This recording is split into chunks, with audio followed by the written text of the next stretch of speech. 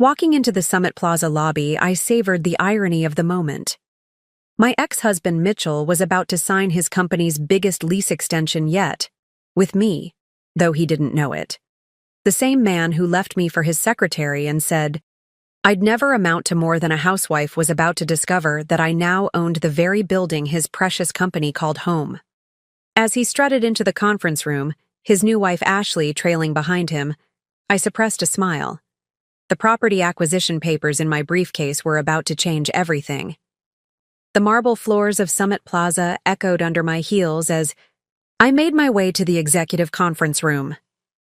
Before we jump back in, tell us where you're tuning in from, and if this story touches you, make sure you're subscribed, because tomorrow I've saved something extra special for you.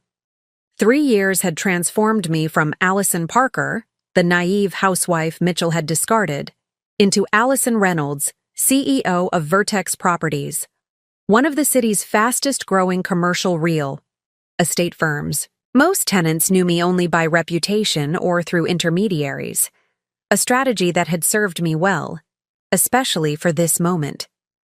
Through the glass walls, I could see Mitchell adjusting his designer tie, probably rehearsing the speech he'd give about his company's tremendous growth and why they deserved preferential lease terms. He hadn't changed a bit. Same arrogant posture, same way of commanding attention, same habit of keeping his new wife Ashley, his former secretary, 2 steps behind him. The conference room door opened smoothly under my touch. "Good morning," I said, watching Mitchell's eyes sweep over me without recognition. 3 years, a complete style transformation, and his own self-absorption worked in my favor. "I'm representing Vertex Properties today." "Finally," Mitchell huffed, checking his Rolex. "We expected the owner. I specifically requested—" "I apologize for any confusion," I interrupted smoothly, setting my briefcase on the polished table. "I assure you, I have full authority to handle this negotiation." Ashley shifted uncomfortably in her seat, perhaps picking up on something in my voice that Mitchell, in his arrogance, missed completely. The room filled with the soft sounds of papers being arranged as our respective teams settled in. Ryan, my chief legal counsel, sat to my right, while Logan, my operations director, took the seat to my left. Both had been instrumental in the confidential acquisition of Summit Plaza 3 months ago, and both knew exactly who Mitchell was. Their presence was both support and witness to what would unfold. "Let's begin," Mitchell announced, rather than asked, launching into his rehearsed speech about market positions and corporate growth.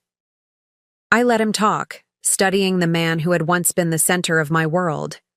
10 years of marriage had ended with a text message of all things, while I was visiting my sick mother.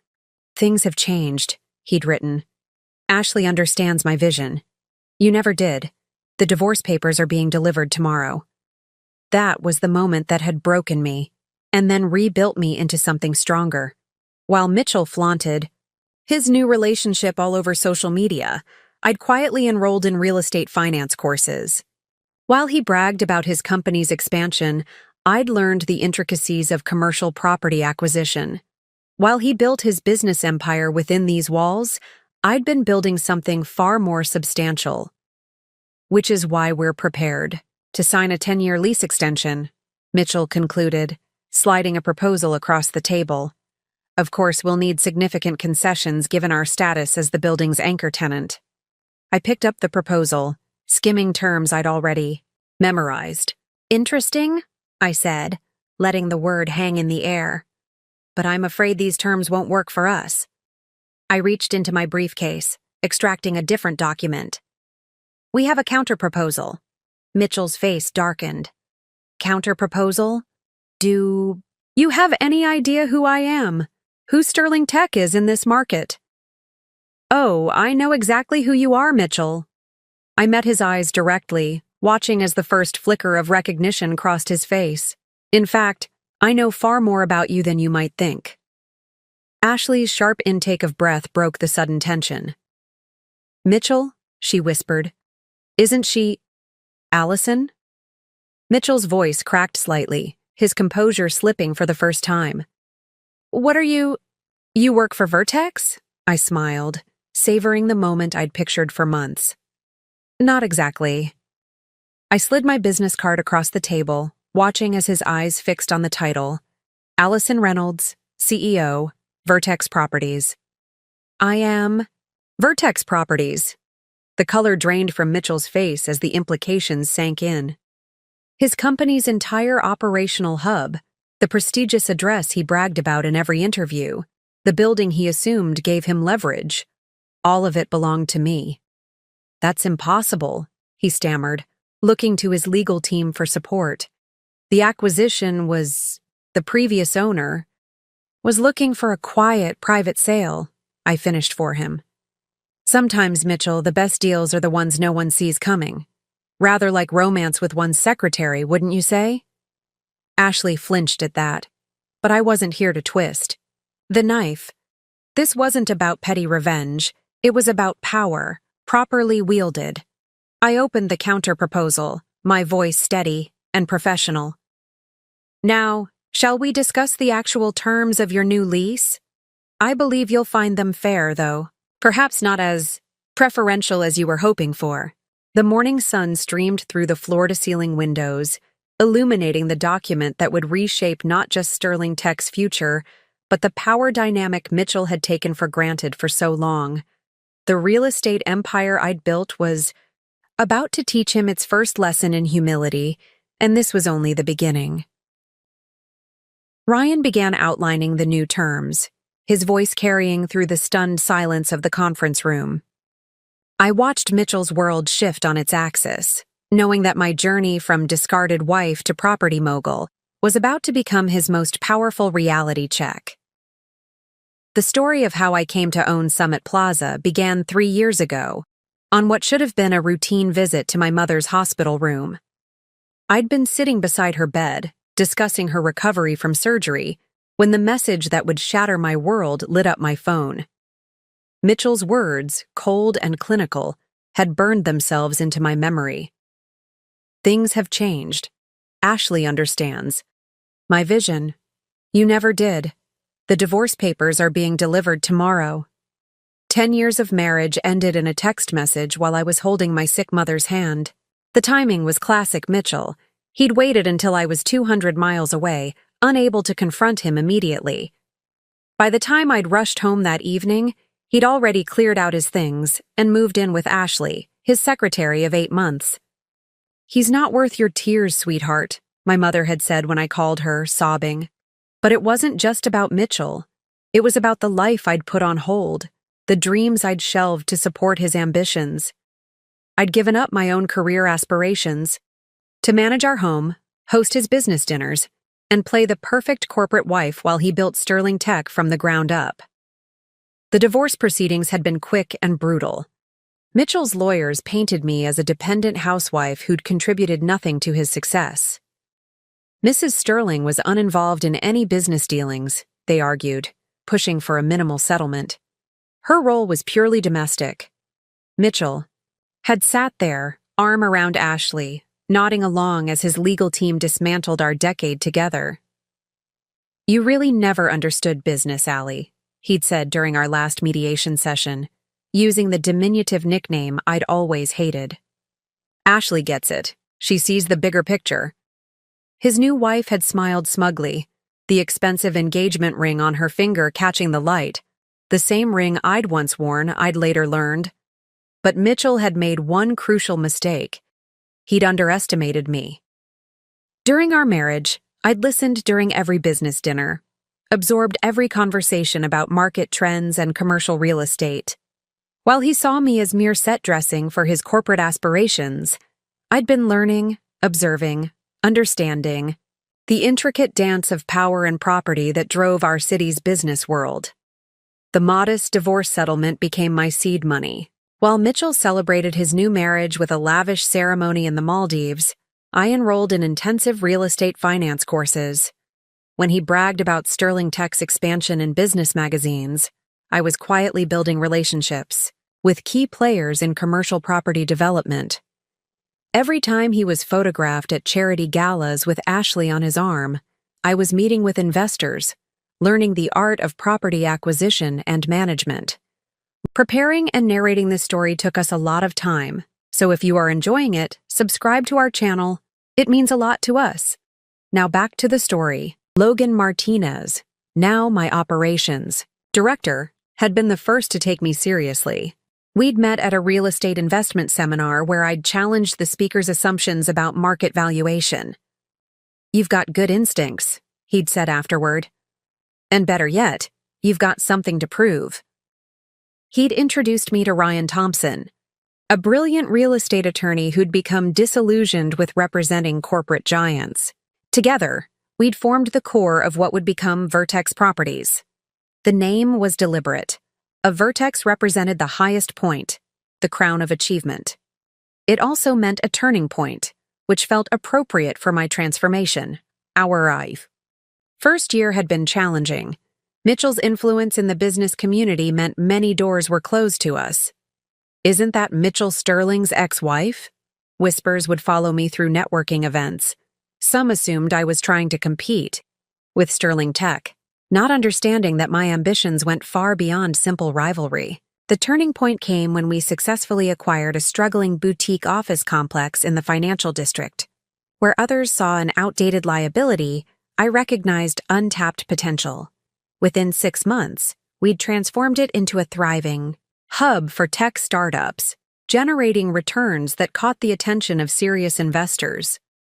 "You have a gift for seeing value others miss," Tanya Richards, our first major investor, had said. She'd become not just a financial backer, but a mentor, teaching me the nuances of large-scale property acquisition. Under her guidance, Vertex Properties grew from a small venture into a significant player in the commercial real estate market. Each success built upon the last. A block of retail spaces in the Arts District, a mixed-use development on the riverfront. With each acquisition, we refined our approach. Quiet, strategic, focused on long-term value rather than quick profits. Our reputation grew among those who mattered, while staying out of the spotlight Mitchell so desperately craved. When the opportunity to acquire Summit Plaza appeared, it seemed almost too perfect. The prestigious downtown tower housed not just Sterling Tech but several other major corporations. The previous owner, approaching retirement, wanted a private sale to avoid market speculation. Through careful negotiation and the relationships we'd built, Vertex Properties emerged as the ideal buyer. "Are you sure you want to do this?" Ryan had asked when we prepared the acquisition papers. "It's going to come out eventually that you own his building." I'd smiled, remembering Mitchell's dismissive words during our divorce. Sometimes the best revenge isn't revenge at all. It's showing them exactly what they failed to see. The purchase had been completed with minimal publicity, structured through a holding company to maintain privacy. Mitchell, always more concerned with appearances than details, hadn't even noticed the change in ownership. He'd continued his weekly complaints about building management, unaware that each memo eventually crossed my desk. Now, 3 years after that devastating text message, I sat in my private office on the top floor of our headquarters, preparing for the meeting that would reveal everything. The sun was rising over the city skyline, glinting off the sleek glass and steel of Summit Plaza in the distance. My phone buzzed with a message from Logan. "Mitchell's lease negotiation team confirmed for 10 a.m. You ready for this?" I touched the thick folder containing the new lease terms, remembering Mitchell's words from our last encounter. "You never understood business, Allie." The irony would soon be complete. In just a few hours, he would learn exactly how much I'd understood, and just how far I'd come from being the naive housewife he'd so easily discarded. The weight of my achievement settled around me like a well-tailored suit. This moment wasn't just about showing Mitchell his mistake. It was about claiming my place in a world he thought I'd never understand. Vertex Properties now owned 12 major commercial properties across the city, but Summit Plaza would always be special. It represented not just a sound business investment, but a personal summit reached. My assistant Aaron's voice came through the intercom. "Your car is ready, Ms. Reynolds." I gathered my materials, checking my reflection one last time. The woman in the mirror bore little resemblance to Mitchell's ex-wife. Success had a way of transforming more than just your circumstances. It was time to show Mitchell exactly who Allison Reynolds had become.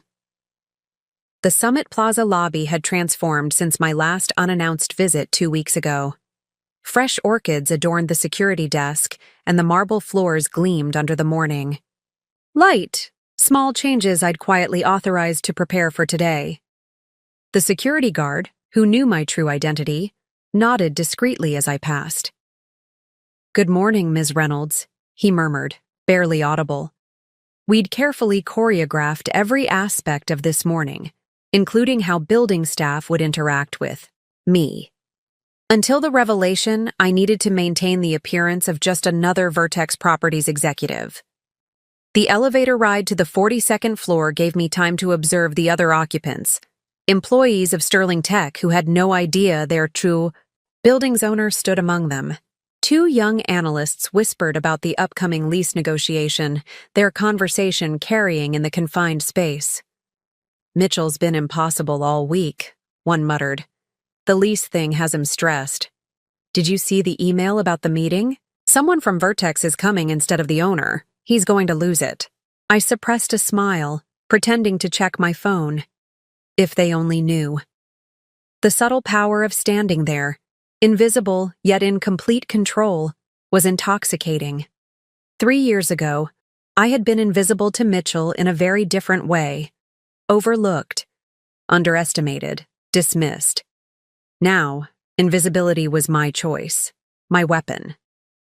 The elevator opened onto Sterling Tech's main floor, a space I knew intimately, though I'd never set foot in it. Every renovation request, every maintenance report, every security footage had crossed my desk over the past 3 months. I'd studied the layout obsessively, preparing for this moment. Mitchell's corner office dominated the floor, its glass walls, offering a panoramic view of the city.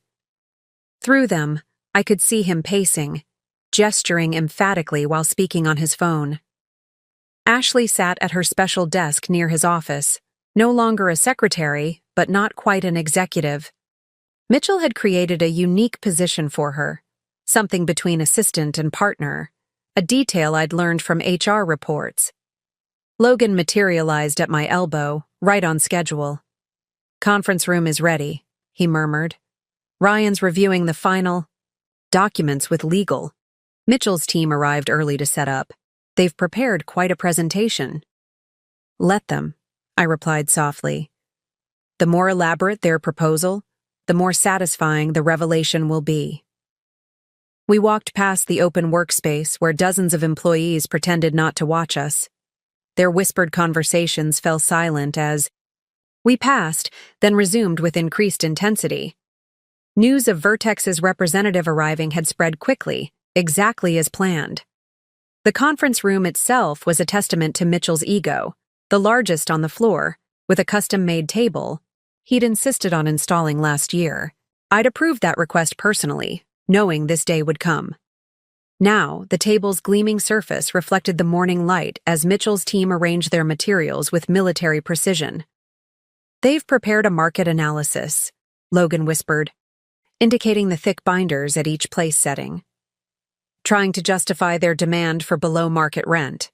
"Of course they have," I smiled, settling into a chair with a clear view of both Mitchell's office and Ashley's desk.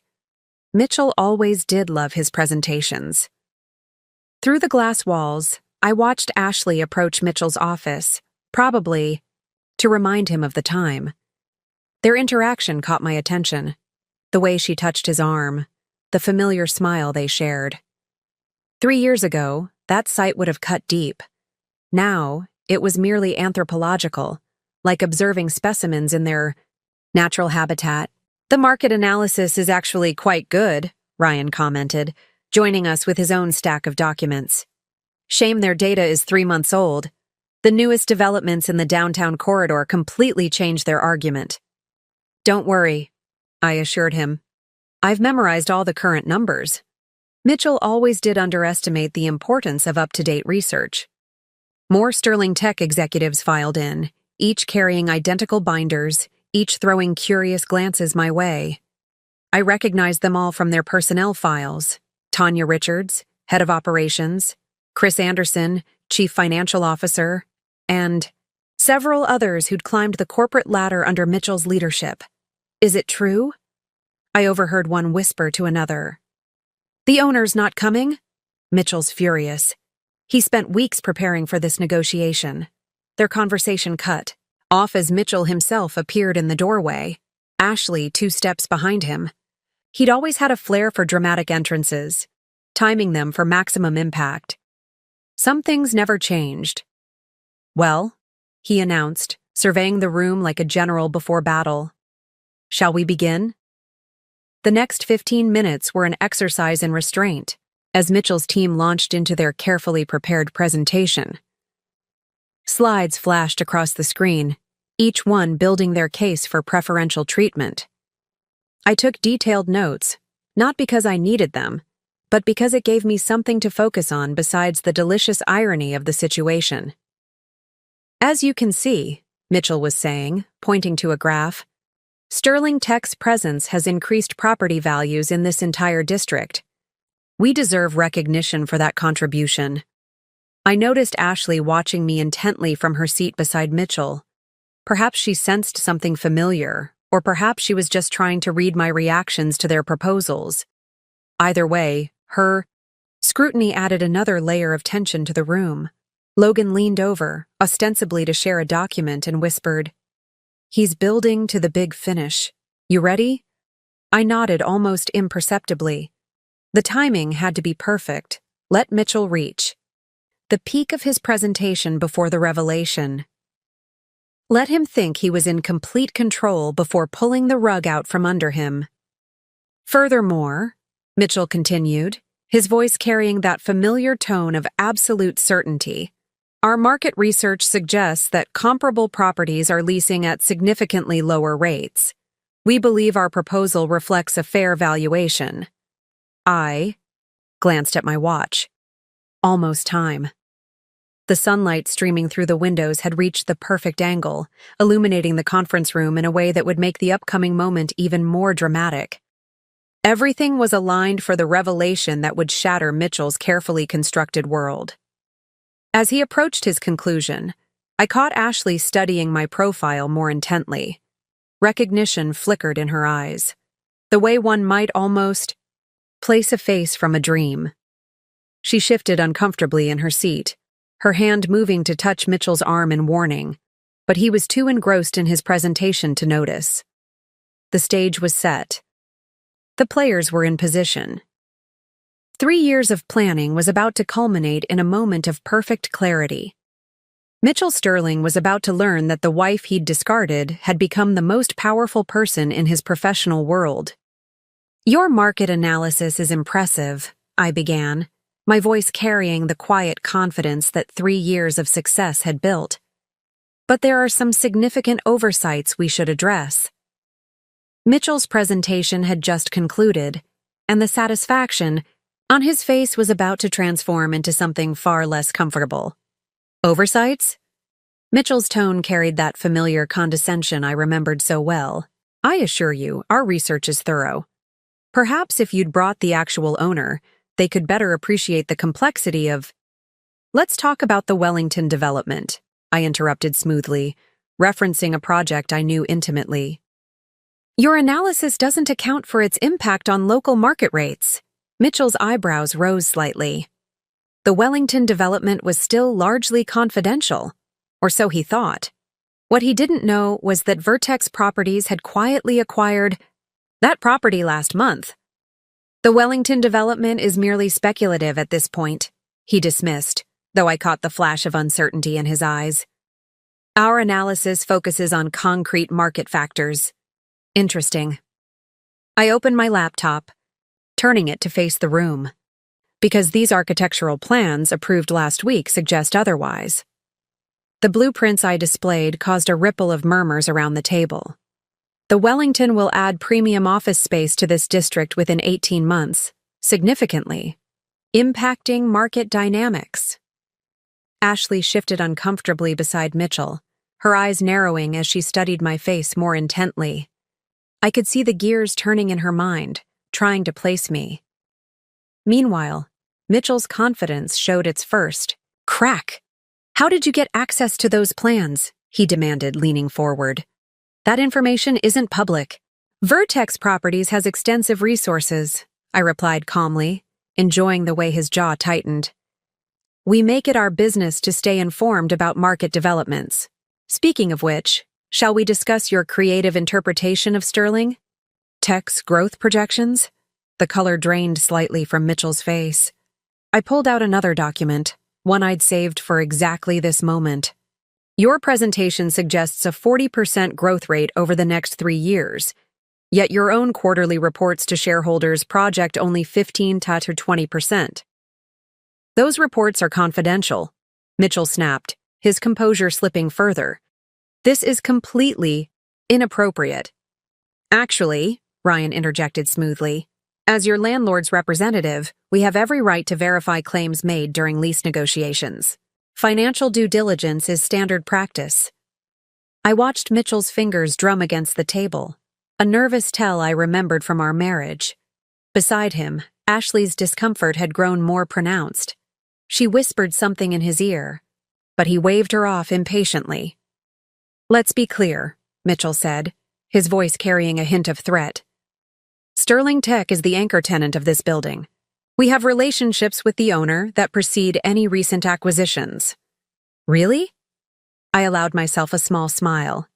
"Please, tell me more about these relationships." The challenge in my voice made him pause. For the first time, he really looked at me, not just as an obstacle to his negotiations, but as someone who might be more than they appeared. I saw the moment of hesitation, the first seed of doubt. "I don't believe we've been properly introduced," he said slowly, studying my face. "You seem familiar?" "Do I?" I kept my voice neutral, though my heart raced with anticipation. "How interesting. Perhaps we've crossed paths at industry events." Logan shifted beside me, ready to proceed with our carefully choreographed revelation. But I held up a hand slightly. Not yet. I wanted Mitchell to work for this realization.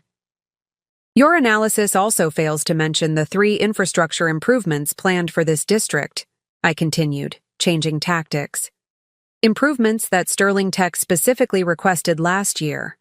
In fact, there was a rather strongly worded email from you personally about the necessity of these upgrades." Mitchell's face flickered with confusion. "How could you possibly—" "October 15th, I believe," I pressed on. "You were quite insistent about the parking garage renovations. Called them criminally overdue, if I remember correctly." The room had grown very still. Every executive at the table recognized the email reference. It had been one of Mitchell's legendary outbursts, but only the building owner would know the exact content and date. "Who exactly are you?" Mitchell's voice had lost its condescending edge, replaced by something closer to wariness. Ashley suddenly grabbed his arm. "Mitchell," she whispered urgently. "Look at her eyes. Really look." I met his gaze steadily, watching as recognition finally began to dawn. The confident mask he'd worn all morning cracked further, uncertainty creeping in around the edges. "No," he said softly. "It can't be." "Having trouble placing me, Mitchell?" I asked, my voice carrying just a hint of the satisfaction I felt. "You once told me I'd never understand business, that I lacked vision, that Ashley here was so much better suited to your professional aspirations." The color drained completely from his face. Around the table, his executives exchanged confused glances, not yet understanding the drama unfolding before them. "Allison?" His voice cracked slightly on my name. "But you're currently deciding the fate of your lease?" I finished for him. "Yes, it appears I am. Life has a way of coming full circle, doesn't it?" Ashley's grip on Mitchell's arm had tightened, her own face a mask of shock. The woman she'd helped discard, the wife she'd replaced, now sat across from them holding immense power over their company's future. "This is impossible," Mitchell muttered, more to himself than anyone else. "Vertex Properties? The acquisition? You couldn't possibly—" "Oh, but I could," I replied softly. "And I did. Shall we continue discussing those market rates now? I believe you'll find my understanding of business has improved significantly since we last spoke." The conference room had grown so quiet you could hear the gentle hum of the air conditioning. Every person at the table was frozen, watching this unexpected drama play out before them. Mitchell's carefully constructed world was unraveling thread by thread, and we were only just beginning. "Now," I said, opening another folder with deliberate slowness, "about those lease terms you proposed." The stunned silence in the conference room transported me back to another pivotal moment, exactly 3 years and 2 months ago. It was a Tuesday evening, and I was sitting alone in my kitchen, surrounded by divorce papers and shattered dreams. The house still smelled faintly of the dinner I'd prepared the night before Mitchell sent that text, a meal he'd never come home to eat. "Mrs. Sterling," Mitchell's lawyer had said earlier that day, his voice dripping with practiced sympathy, "my client is prepared to be generous, given the circumstances." The circumstances, such a delicate way to describe betrayal. I'd sat there, listening as they outlined the terms. The house, a modest monthly allowance, a clean break from the business world Mitchell had always insisted I couldn't understand. The memory of that night crystallized sharply in my mind as I watched Mitchell squirm in his seat now. I'd been going through old papers, trying to make sense of my new reality, when I'd found it, a business plan I'd drafted 2 years into our marriage.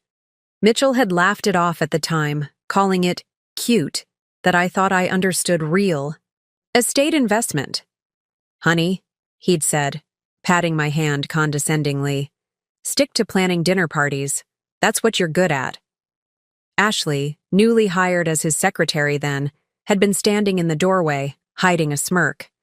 I'd folded the business plan away, burying my ambitions under the weight of his dismissal. But that night, alone in the kitchen, I'd reread my old proposal. The projections had been solid. The market analysis, though amateur, had shown insight. Properties I'd identified as promising investments had indeed appreciated significantly. Mitchell hadn't rejected my ideas because they were bad. He'd rejected them because they weren't his. "Your entire proposal is built on outdated assumptions," I said now, pulling myself back to the present moment. "Much like your assumptions about me, Mitchell." His face had taken on a ghostly pallor. "You can't. This isn't—" He turned to Ashley, as if she could somehow make this situation disappear, but she was staring at me with a mixture of fear and dawning comprehension. The memory of their wedding announcement filled my mind, how they'd posed in front of Sterling Tech's logo, Mitchell proudly declaring his marriage to a woman who truly understood his vision. The photos had been everywhere, each one a paper cut to my healing heart. But they'd also been fuel for my transformation. "Do you remember what you said to me during the divorce mediation?" I asked, my voice steady. "When I asked about my contributions to your success?" Mitchell's jaw clenched. He remembered. "You said, 'Planning parties isn't the same as planning business strategy, Allie.' You were so convinced that hosting potential investors, maintaining relationships with clients, understanding their needs and aspirations, none of that counted as real business acumen." I opened another folder, revealing documents that made Mitchell's eyes widen. Interesting, then, that those same relationships proved so valuable when I began acquiring properties. Your former clients remembered me, Mitchell. They remembered who really listened to their concerns during all those dinner parties. The room had grown uncomfortably warm. Or perhaps it was just the heat of long-suppressed truths finally being spoken. 3 years ago, I'd sat in my mother's hospital room, reading that devastating text message over and over, trying to understand how 10 years of marriage could end so coldly. You'll bounce back, my mother had said, squeezing my hand. You're stronger than he knows. She'd been right, though neither of us could have predicted just how completely I would reinvent myself. The night you moved out, I continued, watching. Mitchell shift uncomfortably. You left behind your files on the Summit Plaza acquisition proposal. Did you ever wonder why you lost that bid 3 years ago? Recognition flickered across his face. Summit Plaza had been his white whale, the prestigious address he'd coveted for Sterling Tech. He'd been outbid by a mysterious investor, forcing him to lease rather than own the building. Now, understanding dawned in his eyes. That was you? He whispered. Even then? My first major acquisition, I confirmed, though I acted through intermediaries. I'd learned from watching you, Mitchell. Sometimes the best power moves are the ones no one sees coming. Ashley's hand had fallen from Mitchell's arm, her designer bracelet catching the light, the same bracelet I'd once admired in a shop window, before Mitchell had bought it for her instead. The irony of her sitting here now, watching her husband's power crumble wasn't lost on me. Your dinner parties, Ashley said suddenly, her voice barely audible. The Robertson deal. That was you? Ah, you remember. I smiled slightly. Yes, that conversation over dessert about their expansion plans. The information you used to impress Mitchell, I was the one who cultivated that relationship. Just like I cultivated dozens of others while you two were busy convincing yourselves that I was nothing more than a corporate wife. The memory of that particular betrayal stung less now. Ashley had used information from my carefully planned dinner party to position herself as invaluable to Mitchell, showing him she understood business in a way his wife never could. The irony was almost poetic. Every spreadsheet you dismissed, I continued, pulling out more documents. Every market analysis you called cute, every investment suggestion you ignored, I kept them all. And while you were busy building Sterling Tech's public image, I was quietly building an empire. Logan shifted beside me, sliding another folder into view. Inside were photos of all 12 properties now owned by Vertex, including Summit Plaza. Mitchell's eyes darted over them, recognition and disbelief warring on his face. The Wellington development, he said hoarsely. The Riverside complex, the tech corridor, all of them? All of them, I confirmed. It turns out I understood business strategy quite well. I just needed the freedom to prove it. The sunlight streaming through the windows had shifted, casting long shadows across the conference room table. In those shadows, I could almost see the ghost of who I'd been, the underestimated wife, the dismissed dreamer, the woman Mitchell, and Ashley had so easily discarded. But she was gone now, replaced by someone far more formidable. Now, I said, straightening the papers before me, shall we discuss your new lease terms? I believe you'll find I'm quite thorough in my business. Dealings these days? The temperature in the conference room seemed to drop several degrees as I pulled out the new lease agreement. Mitchell's eyes remained fixed on the document, as if staring at it hard enough might change the reality of his situation. The Sterling. Tech executives around the table had grown eerily still, their earlier confidence evaporating in the face of this unexpected development. Before we proceed, I said, my voice carrying easily in the silence, let's review some interesting patterns we've noticed in Sterling Tech's building usage. I nodded to Logan, who distributed a series of reports I'd prepared personally. What is this? Mitchell demanded, though his voice lacked its earlier authority. His hands trembled slightly as he picked up the document, another tell I remembered, from our marriage. He always fidgeted when he felt control slipping away. A detailed analysis of your company's actual space utilization, I replied smoothly. For instance, the entire east wing of the 38th floor, the one you insisted needed immediate renovation last year for critical expansion, has remained largely unused. Curious, given how forcefully you argued for those improvements. Ashley shifted uncomfortably in her seat. She'd been the one to submit those renovation requests, using her position to demand premium upgrades that, as I now revealed, had been unnecessary. The other executives exchanged glances, clearly wondering what other inefficiencies their CEO and his wife had written off as business expenses. "You've been monitoring our operations?" Mitchell's attempt at outrage fell flat. "That's standard practice for property management," Ryan interjected, his legal expertise adding weight to the statement. "All usage metrics are tracked for maintenance and security purposes, as clearly stated in your current lease agreement." I watched Mitchell's jaw clench as he remembered signing that lease, a document he'd probably barely read, too confident in his own importance to bother with details. Another lesson he'd failed to learn during our marriage. The devil was always in the details. "Your current rent," I continued, "was negotiated based on projected occupancy rates and usage patterns that haven't materialized. In fact," I pulled out another document, "your actual utilization is approximately 65% of what was proposed. This suggests either poor planning or—" I paused deliberately. "Intentional misrepresentation." The room grew tenser as the implications sank in. Mitchell had built his reputation on aggressive expansion, promising investors and board members that Sterling Tech was growing faster than their space could accommodate.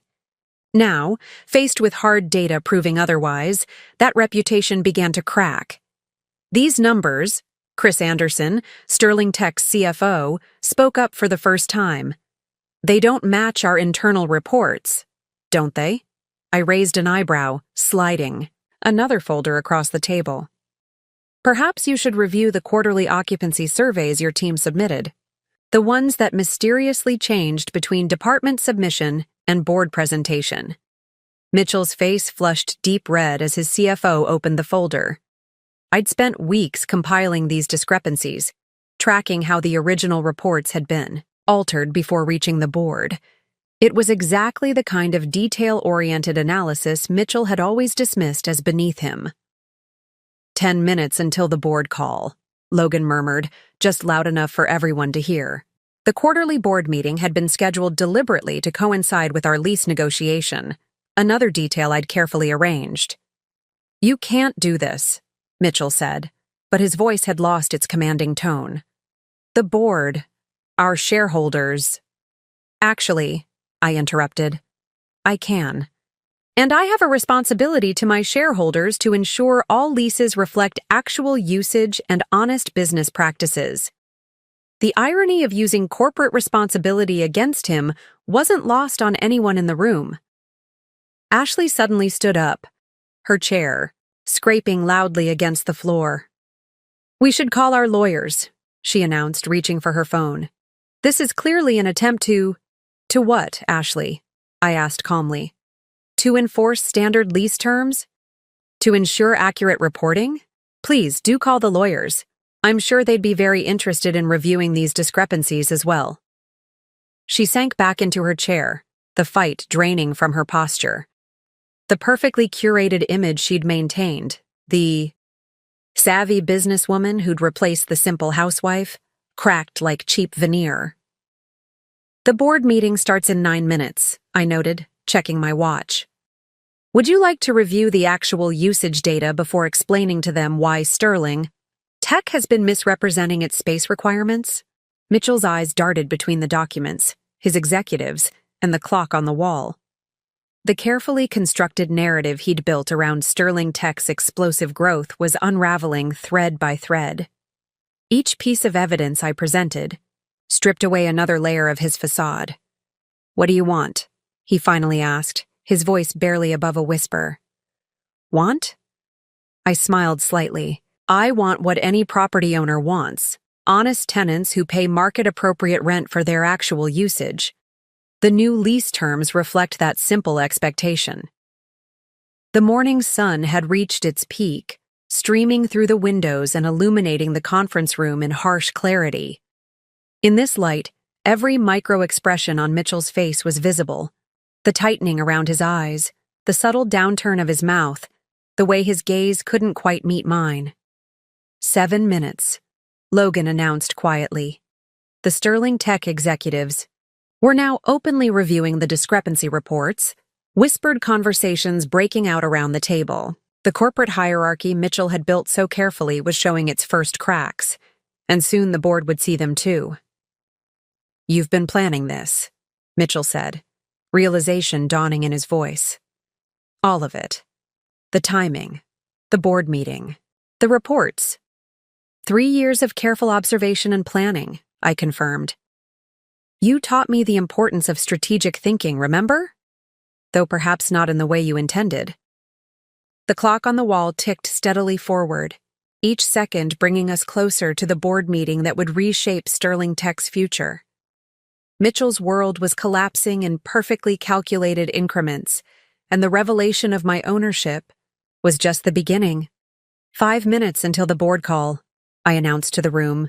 "Shall we discuss how you plan to explain these discrepancies, or would you prefer to review the new lease terms I've prepared? Either way, Mitchell, your next moves should be chosen very carefully." The weight of 3 years' worth of planning settled around us like a heavy cloak. Everything had led to this moment, every detail analyzed, every contingency prepared for. Mitchell was about to learn that the woman he'd dismissed as a simple housewife had become his company's worst nightmare. 2 minutes until the board call," Logan announced, his voice cutting through the tense silence. The conference room had become a pressure cooker of anxiety and realization as Mitchell frantically flipped through the discrepancy reports before him. "The new lease terms," I said, sliding the document across the polished table, "reflect current market rates adjusted for your actual space utilization. You'll find them significantly different from your expectations." Mitchell's hands shook as he opened the folder. His face, already pale, turned almost ghostly as he read the first page. The numbers I'd prepared were brutal in their honesty, stark contrast to the creative accounting he'd been presenting to his board. "This is more than double our current rate," he choked out. "It would devastate our operating budget." "Actually," I corrected, "it's the rate you should have been paying all along, had your usage reports been accurate. I have a responsibility to my shareholders, Mitchell, just as you have to yours." The pointed reminder of his upcoming board meeting made him flinch. Around the table, Sterling Tech's executives were now openly reviewing their own copies of the lease, their expressions ranging from shock to resignation. 60 seconds, Logan noted. Ashley reached for Mitchell's arm, but he shrugged her off. The polished corporate power couple facade was crumbling rapidly. "There must be some room for negotiation," she attempted, trying to catch my eye. "Given our long-standing relationship with the building." "Relationship?" I raised an eyebrow. "You mean the one built on misrepresented usage data and manipulated reports? That relationship, Ashley?" The computer screen at the end of the conference room lit up, indicating the incoming board call. Mitchell stared at it like a man facing execution, which in a way he was. His corporate empire was about to face its day of reckoning. 30 seconds, Logan announced. "This is what you want, isn't it?" Mitchell suddenly burst out, his voice bitter. "Revenge for what, Mitchell?" I cut him off coolly. "For the text message ending our marriage while I sat at my mother's hospital bedside? For moving your secretary into our home before the divorce was even filed? Or perhaps for spending years convincing me I couldn't understand business?" I leaned forward slightly. "This isn't revenge. This is business. You taught me that, remember?" The screen blinked with an incoming connection. Mitchell's board members would be joining any second, eager to hear about the lease negotiation he'd promised. Would secure their flagship location at preferential rates. 10 seconds, Logan said. I stood, smoothing my skirt with practiced calm.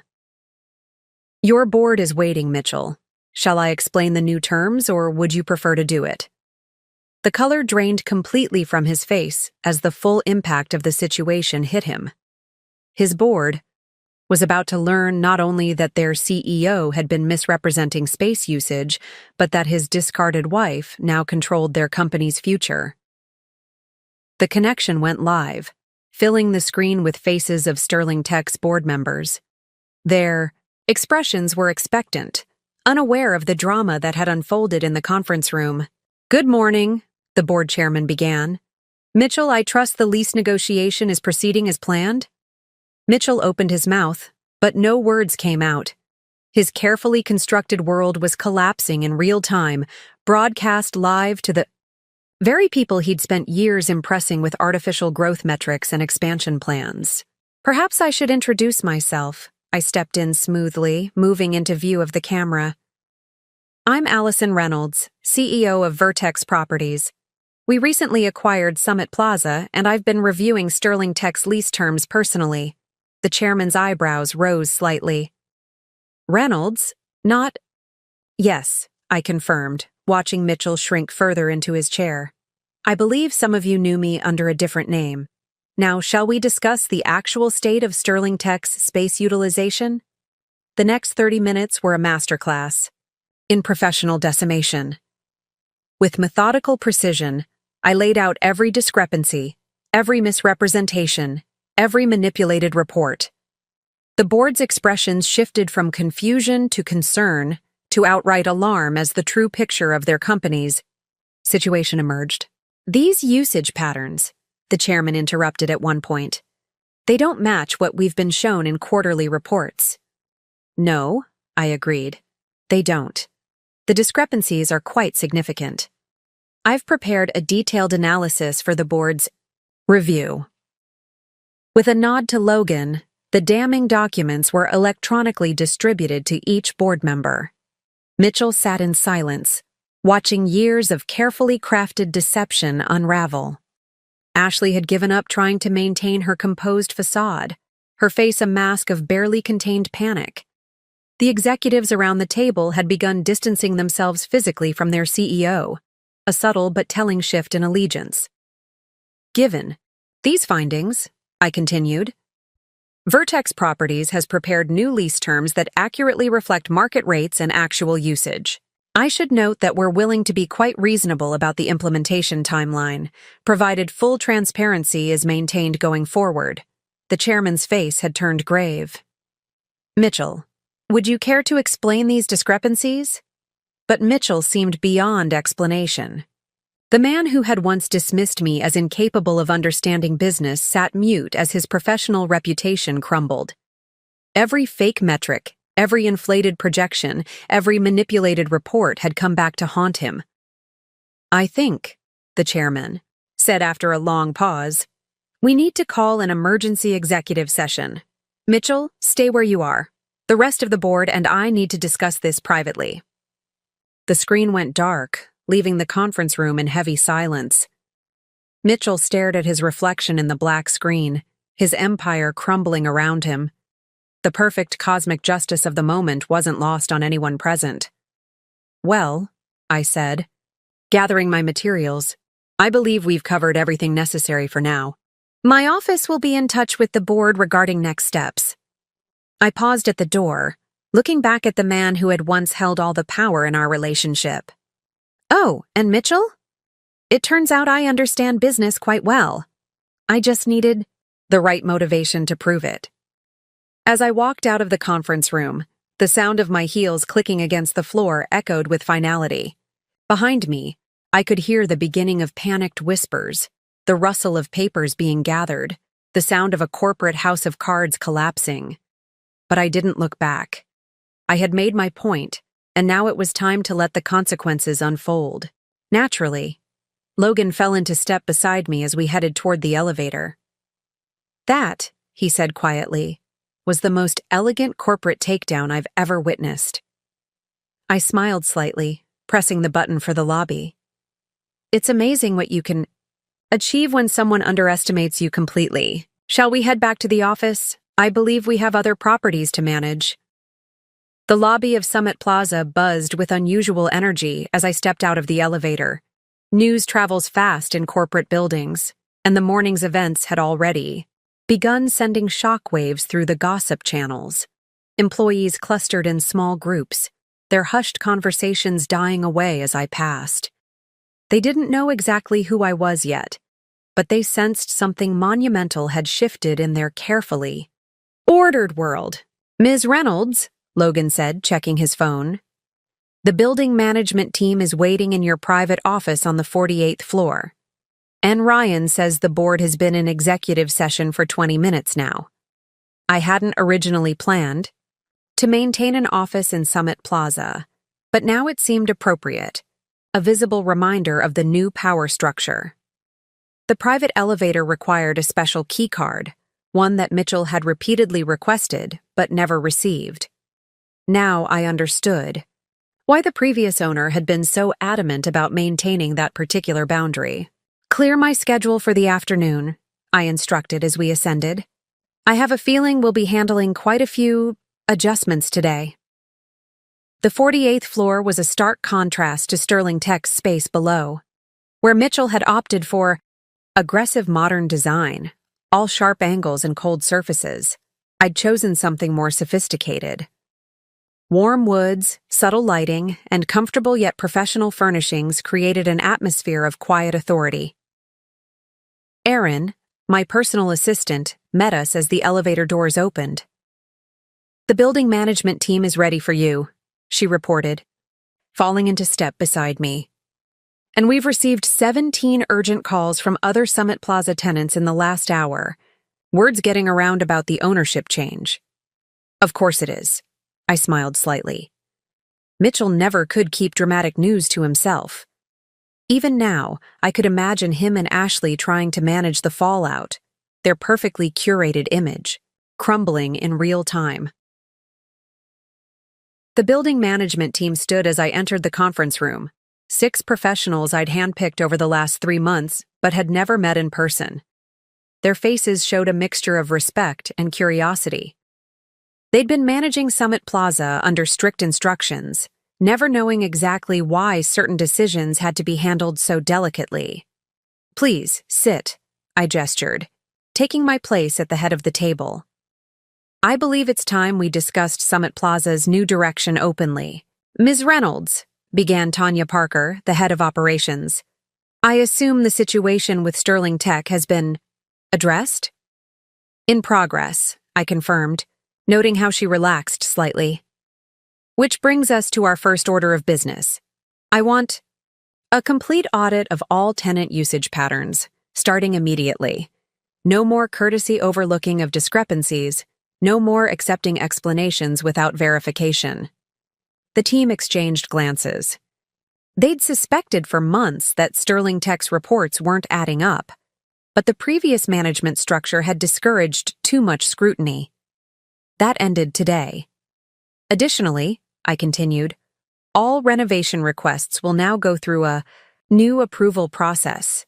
No more automatic authorizations based on tenant size or perceived importance." I looked pointedly at the maintenance supervisor. "I believe you'll find this makes your job considerably easier." He nodded emphatically. Mitchell's constant demands for unnecessary upgrades had been a source of frustration for the maintenance team for years.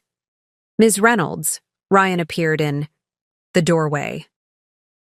"Sterling Tech's board has reached a decision. They're requesting your presence." I checked my watch.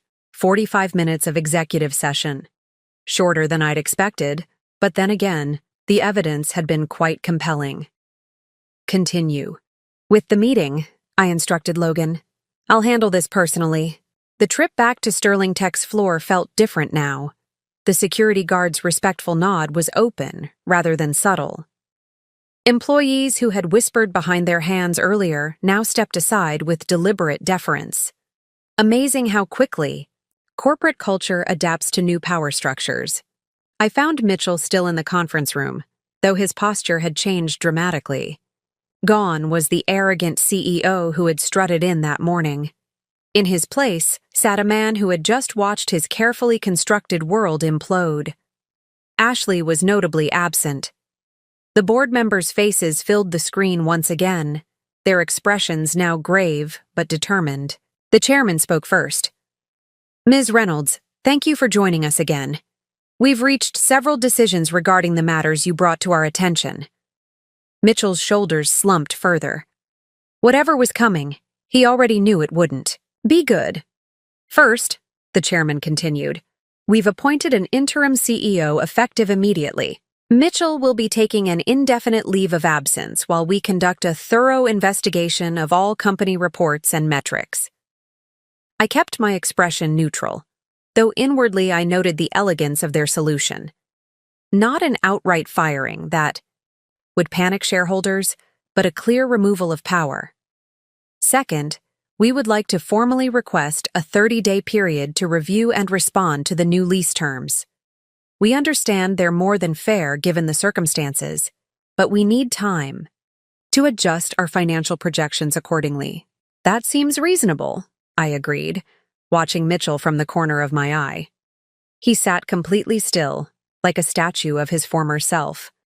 And finally, the chairman's voice took on a different tone.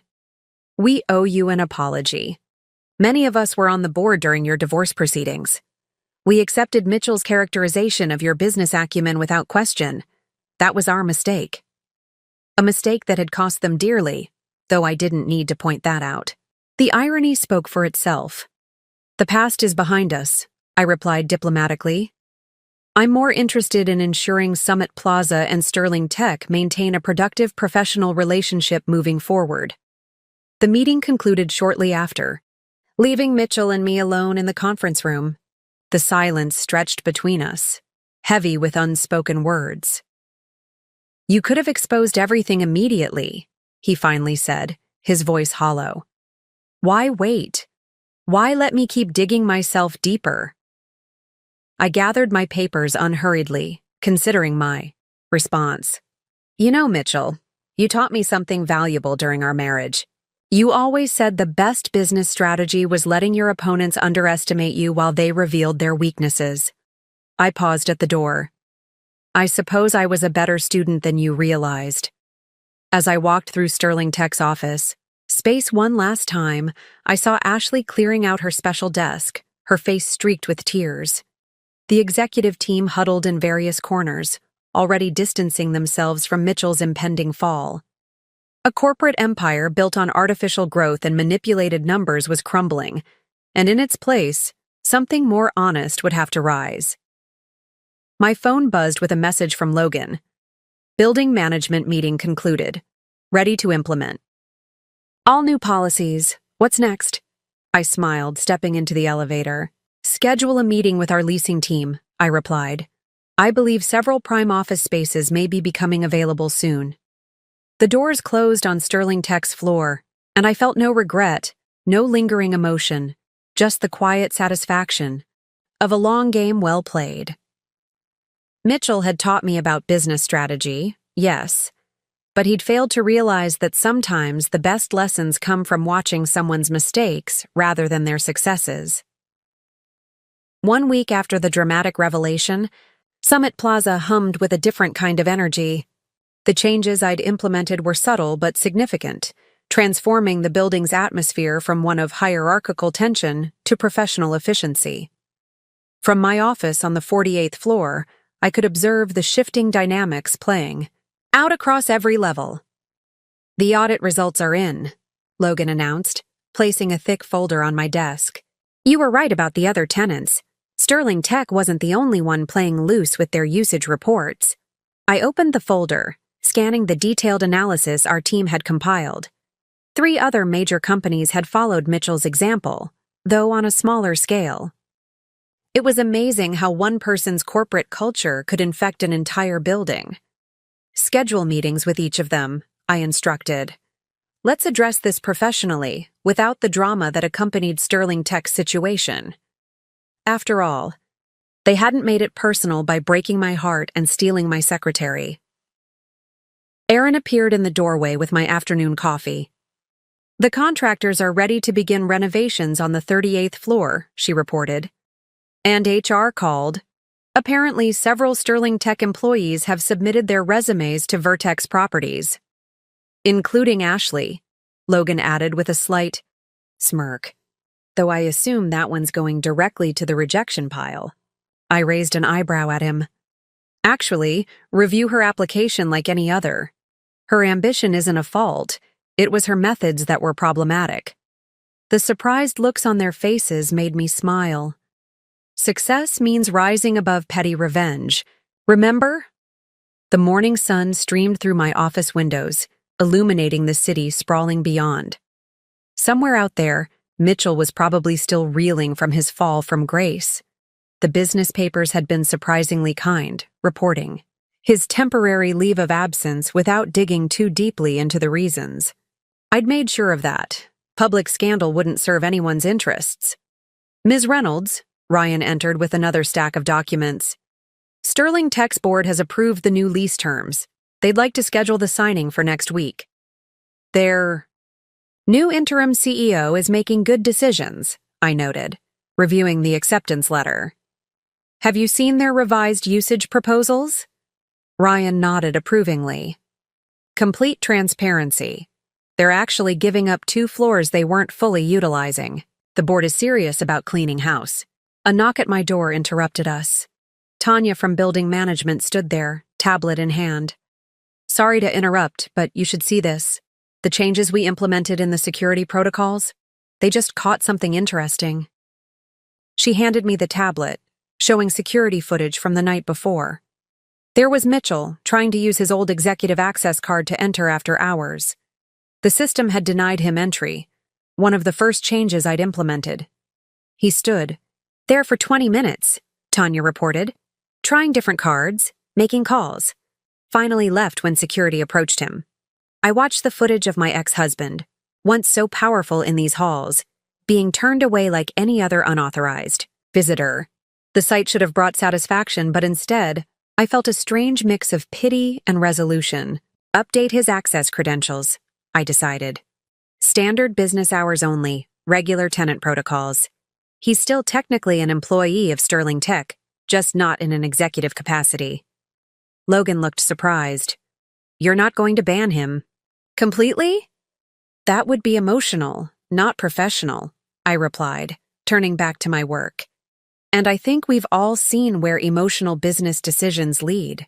The afternoon brought a steady stream of meetings, other tenants suddenly eager to ensure their relationships with the building's owner were on solid ground.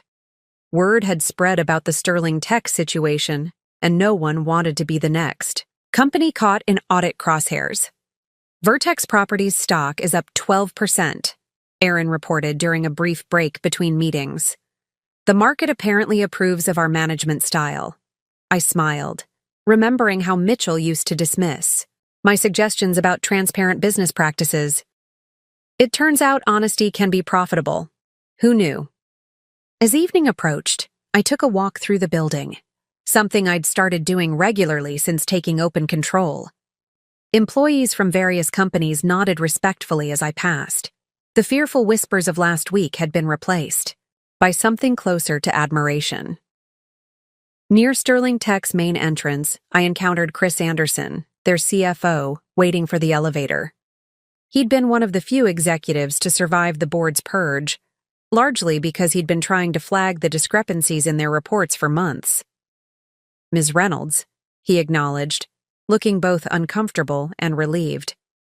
The new systems you've implemented, they're actually making my job easier. No more pressure to massage the numbers.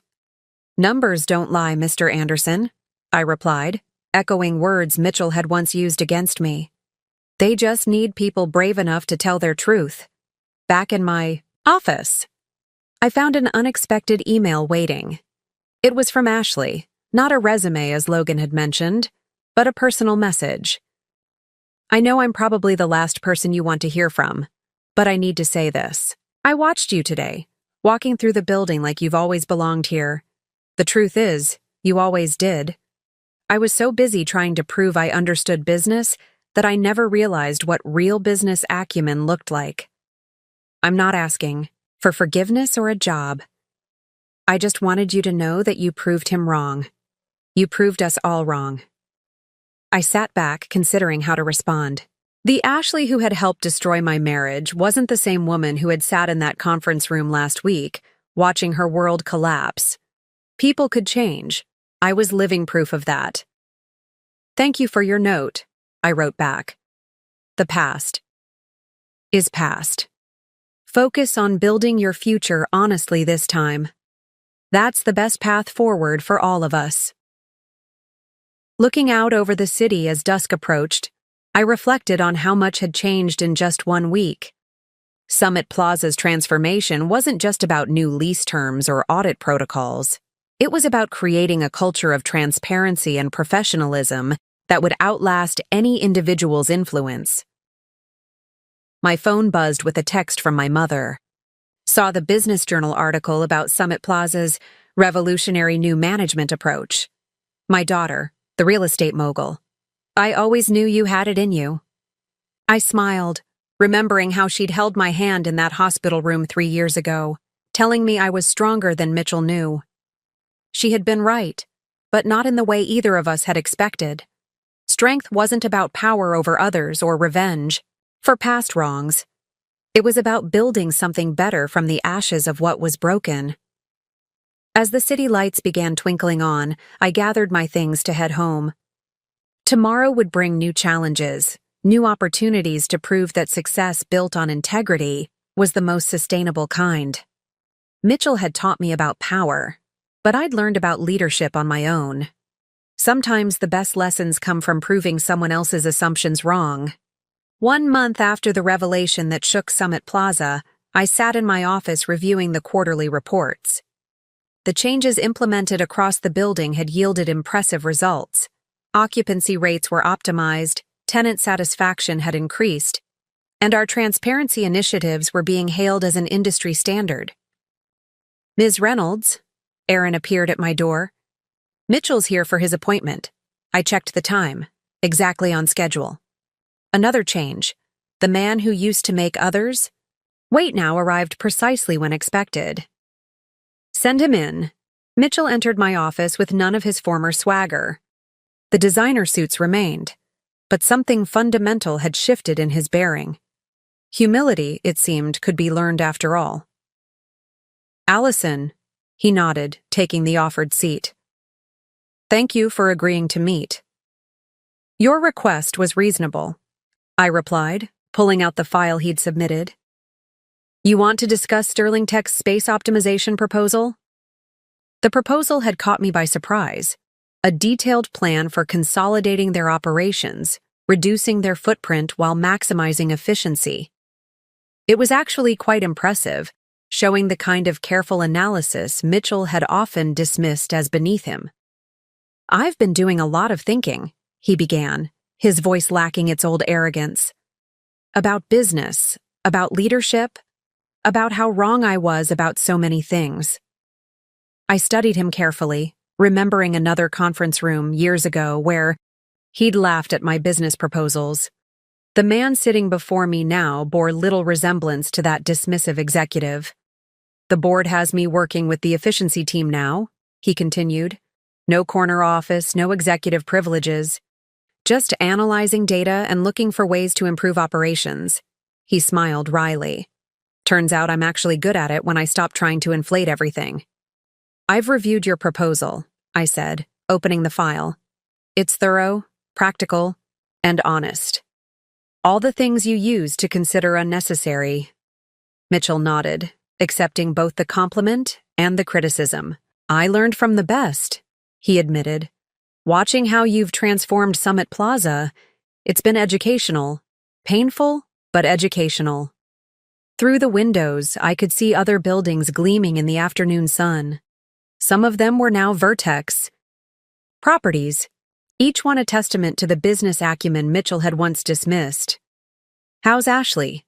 I asked, genuinely curious. After the dramatic revelation, she'd disappeared from Summit Plaza, her carefully constructed corporate image crumbling, alongside Mitchell's. Gone, he said simply. Turns out our relationship was built on the same artificial foundation as my business practices. She left when the board stripped my position. He paused, considering. You know, she actually said something interesting. Before she left. She said you were everything she'd been pretending to be. The irony wasn't lost on either of us. The woman they'd dismissed as a simple housewife had become the embodiment of true business success they'd both been chasing. Life has a way of teaching us what we need to learn, I observed, though the lessons aren't always comfortable.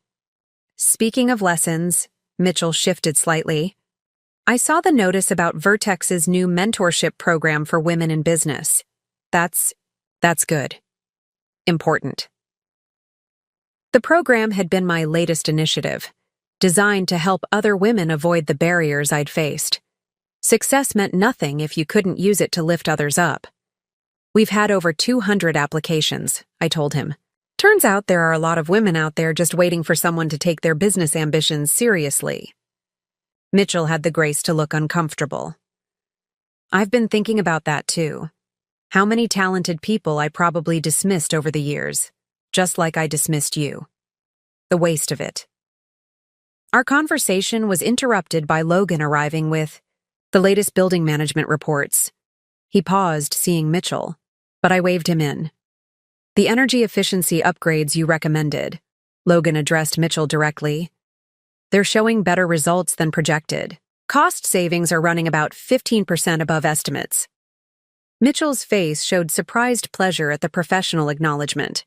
It was probably the first genuine praise he'd received in months, based on actual results rather than inflated projections. The maintenance team had some good insights, he replied.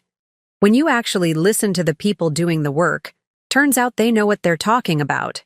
I suppressed a smile, remembering how he used to ignore staff suggestions, convinced that good ideas could only come from the executive level. Another lesson learned the hard way. Well, Mitchell stood, gathering his papers. Thank you for considering the proposal. And for everything else. Everything else? For not destroying me completely when you could have. For showing me there's a better way to do business. For proving me wrong about you in the most spectacular way possible. He managed a small smile. The board's right. You're the best thing. That could have happened to Summit Plaza. After he left, Logan lingered, shuffling reports. That was unexpected, he finally said. Mitchell Sterling actually learning humility? People can surprise you, I replied, turning back to my work. Sometimes they just need the right motivation to change. The afternoon passed in a blur of meetings and decisions. Summit Plaza ran smoother now, with clear protocols and transparent communications, replacing the old system of executive privileges and hidden agendas. Even the security guards seemed more relaxed, no longer required to enforce arbitrary rules based on status. As evening approached, I took my usual walk through the building. The atmosphere had transformed over the past month. Where there had once been tension and political maneuvering, there was now professional focus and collaborative energy. Near the ground floor, I passed the wall where building ownership history was displayed. My name and portrait had recently been added. Allison Reynolds, CEO, Vertex Properties. The simple gold lettering made no mention of the dramatic story behind my acquisition, no hint of the personal journey that had led to this point. It didn't need to. Success, I'd learned, wasn't about revenge or proving others wrong. It was about proving yourself right, about building something meaningful and lasting. Mitchell's humbled transformation was just a bonus. The real victory was in creating a business culture that valued substance over appearance, truth over inflation, and capability over confidence. My phone buzzed with a message from Aaron. First mentorship program orientation scheduled for next week. 25 participants confirmed. I smiled, imagining another underestimated woman out there, waiting for her chance to prove herself. Sometimes the best revenge isn't revenge at all. It's using your success to ensure others don't face the same barriers you did. 6 months after the day I revealed my ownership of Summit Plaza, I stood at the podium during Vertex Properties' annual investor conference. The auditorium was packed with shareholders, industry leaders, and, most importantly, the first graduating class of our Women's Business Mentorship program. Success, I began, looking out over the gathered crowd, isn't about proving others wrong. It's about proving yourself right. My gaze swept across the room, catching familiar faces. When I acquired Summit Plaza, many assumed it was about revenge. The truth is, it was about transformation. Not just of a building, but of an entire business culture. The statistics displayed behind me told the story better than words could. Tenant satisfaction up 87%, operating costs down 32%, and occupancy rates at an all-time high. But numbers, while important, weren't the whole story. Real estate isn't just about buildings, I continued. It's about creating spaces where people can grow, where talent can flourish, where success is measured by more than just profit margins. In the front row, I spotted Mitchell sitting quietly. No longer the arrogant CEO, but now a respected data analyst whose efficiency recommendations were revolutionizing how Sterling Tech utilized their space. Beside him sat Chris Anderson, who'd been promoted to CEO after proving his commitment to transparent business practices. 6 months ago, Summit Plaza was a symbol of traditional corporate hierarchy, I said, advancing to the next slide. Today, it's a model of modern business efficiency, but more importantly, it's proof that success built on integrity lasts longer than success built on appearances. The audience stirred as I clicked to a photo of our mentorship program graduates. 25 women, each with their own story of being underestimated, overlooked, or dismissed. Each now armed with the skills and confidence to reshape their own futures. This, I gestured to the image, is my true revenge. Not the acquisition of a building, not the reversal of power, but the opportunity to ensure that no other talented individual has their abilities dismissed or their dreams denied. From my position on stage, I could see Logan and Ryan sharing proud smiles. They'd been there from the beginning, believing in my vision when it seemed impossible. Now they helped lead a company that was changing industry standards. Someone once told me I'd never understand business, I continued, allowing myself a small smile. They were right about one thing. I didn't understand business as they practiced it. I didn't understand why success had to come at others' expense, why power had to mean domination rather than elevation. The next slide showed Summit Plaza at night, its windows glowing with possibility. Today, Vertex Properties owns 15 major buildings in this city. But our real assets aren't made of steel and glass. They're the people who've learned that. True success comes from lifting others as you climb. In the audience, I spotted Ashley sitting near the back. She'd recently launched her own small consulting firm, building an honest business from the ground up. Our eyes met briefly, and she nodded. A gesture of respect between two women who'd learned different but equally valuable lessons about success. The business world is changing, I said, moving toward my conclusion. The old models of power and success are giving way to something more sustainable, more inclusive. My story isn't unique. It's just one example of what's possible when talent refuses to be dismissed. The lights dimmed slightly as I clicked to the final slide. A split image, showing Summit Plaza 3 years ago and today. The physical building looked the same, but the energy it projected was completely different. So let me leave you with this thought, I said, my voice carrying clearly through the hushed auditorium. The next time someone tells you that you don't understand business, that you'll never succeed, that your dreams are too big, remember this. Sometimes the best response isn't to prove them wrong. It's to prove yourself right. The applause that followed wasn't just for me. It was for every person who'd ever been underestimated, every dream that had been dismissed, every talent that had been overlooked. Later that evening, as I stood in my office watching the sunset paint the city skyline, Aaron brought in a curious delivery. Mitchell's old nameplate from his executive office days. "He thought you might want this," she said, reading from the attached note, "as a reminder of how far you've come." I picked up the nameplate, feeling its weight in my hands. The man who had once dismissed my business acumen now worked in a cubicle, finding satisfaction in honest work well done. The woman who had tried to replace me had found her own path to success.